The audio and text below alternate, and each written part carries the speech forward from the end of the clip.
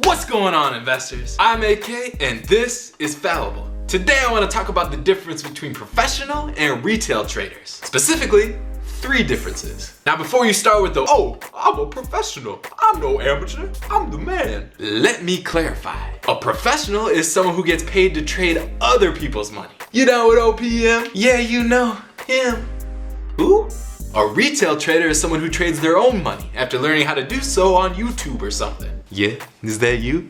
Ain't no shame in being a retail trader though. There's some very successful ones. But let's be honest, most of them struggle. So let's go over these differences and see what we can pick up from the pros to help us stay ahead of the competition. And make sure you watch till the end because I think the last difference is gonna surprise you. The first difference between retail and pros is that professional traders don't trade for income. Too many people forget this. If you're working in an investment shop, you get paid like a 9-to-5 job. You're basically corporate. That means not only do you get a salary, but you get benefits, like healthcare. You get all that good stuff I just abandoned when I decided to start my own business. Man, I barely leave my house anymore. Gotta stay extra safe with how crappy and expensive my health insurance is nowadays. I make sure to walk up and down the stairs in my house real slow too. If you're at an investment firm, you're getting paid regardless of how your trading actually does. I mean, of course, if you really suck, you'll eventually get fired. And if you do really well, you're gonna get some bonuses. But day to day, you still have that paycheck to fall back on. And that's super important because that takes a huge psychological load off your head. Or I mean, off your shoulders,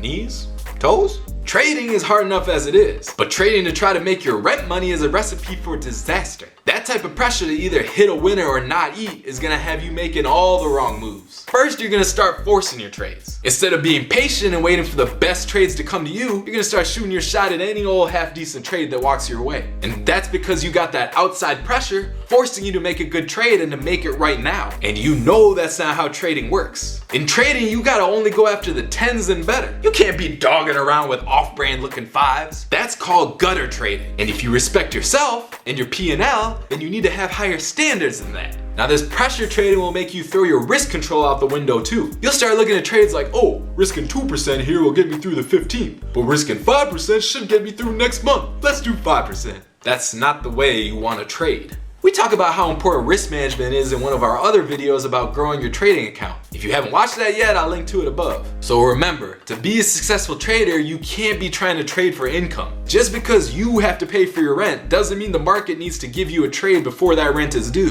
The only way you're gonna win in this game is if you align yourself with the market and not against it. And we'll be talking about how to make that alignment happen in future videos. So make sure you subscribe to this channel and hit that bell so you're notified when we release those videos. Now the second difference between retail and the pros is size. Yeah, size does matter. The reason I love talking about Druff and Dalio and all those market wizards is because they not only make great returns, but they do it on billions of dollars. A retail trader is over here stressing about a couple of $1,000, while pros have normal account swings in the millions. Now trading big like that comes with responsibility, especially when you're trading other people's money. When you're swinging big, you can't afford to get sloppy with your trade plan because the amount you're gonna lose is just way too huge. And when you're at an investment shop, you're always reporting to somebody. So you have to have detailed explanations of exactly what you're doing and exactly why you're doing it. You can't blow 10 million on a cotton candy stock and then have your argument be that you love carnivals and sugar. See, that type of accountability keeps you honest. See, a lot of retail traders, because the amounts are so small, are willing to just break their trading plan. They're just like, screw it, I got a feeling. Let me throw this position on and see what happens. And when they keep doing this over and over again, they form really bad trading habits. Instead, what you should be doing is emulating the pros. You gotta act like you're trading millions and have to report every move you're making. Your small account is perfect to focus on developing the good habits you'll need when you're finally trading big bucks in the future. Keep that professional mindset and work on your performance right now. Now this last difference between the pros and retail is probably gonna surprise you. This whole video I probably made it sound like professional traders have it better than retail traders. But in reality, the exact opposite is true. Freedom is what makes being a retail trader so much better than a professional trader. And that's because as a retail trader, you have freedom from career risk. As a pro, you can't just focus on making the best trades for the account that you're managing. I know, it sounds crazy. You would think your primary job is returns, but it isn't. What happens is that you'll find great risk reward trades that would be great for the account you're managing, but you can't take them because they'd be bad for your career. The thing is, you never want to make trades that are too different from the other managers. If you win on that trade, then yeah, you might make an extra 0.5% at the end of the year and maybe get a bonus. But if you lose, not only do you lose money in the account, but you get management on you asking why you made that trade in the first place. They'll ask why you decided to make that move when no one else did. See, in the professional industry, losing is just fine as long as everyone else is losing on the same thing, because then you can't be compared any differently. But if you decide to make a unique trade and you lose all by yourself, then your career is in big trouble. And at that point, it really doesn't make sense to trade like that, because that extra 0.5% in bonus is not worth risking that fat paycheck you're getting every month. If you're a professional, you're forced to be a part of the herd so that you don't get singled out and fired. And that's what career risk is. But as a retail trader, you don't have any of these restrictions. You're free to trade in the most profitable way possible without any artificial things holding you back. It's just you and the market. And that means you only have to answer to the market, not to management and not to your investors. That's a big reason our team at Fallible left the industry and went off on our own. We decided just to manage our own money while building Macros and Fallible as communities of similar unrestricted traders. So please don't fall into that trap of thinking you're disadvantaged because you're not a professional trader. You don't need to be to win in this game. You're honestly better off being solo. So hang in there and focus on your process. And before you know it, you'll find yourself rolling in wealth.